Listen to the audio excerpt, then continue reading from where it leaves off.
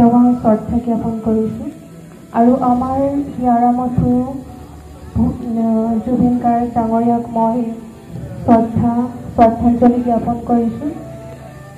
মই তেখেতৰ ওপৰত কবিতা লিখিছোঁ, এইকেইদিন লেখা কিবা লিখি আছোঁ আৰু বহুকেইজনে কবিতাও দিছে, মই আবৃত্তিও কৰিছোঁ।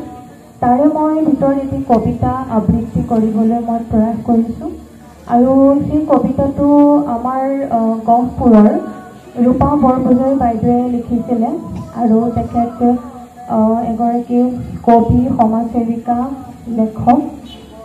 কবিতাৰ নাম হৈছে আৰু এই কবিতাটোৰ জৰিয়তে মই তেখেতক গভীৰভাৱে শ্ৰদ্ধাঞ্জলি জ্ঞাপন কৰিছোঁ।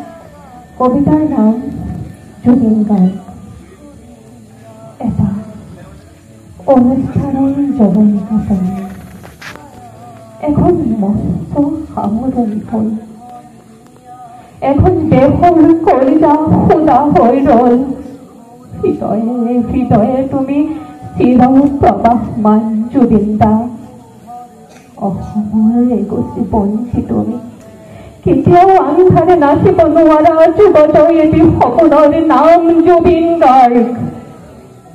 অসমীয়াৰ কোলা লাষ্ট পান্ত সংস্কৃতিৰ যুগজয়ী সন্তান তুমি।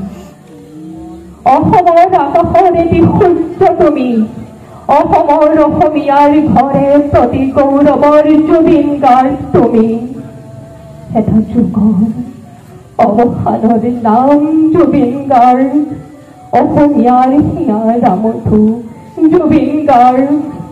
এটা অনুষ্ঠানৰ জৱনিকা পৰে, এখন মঞ্চ সামৰণি হ'ল।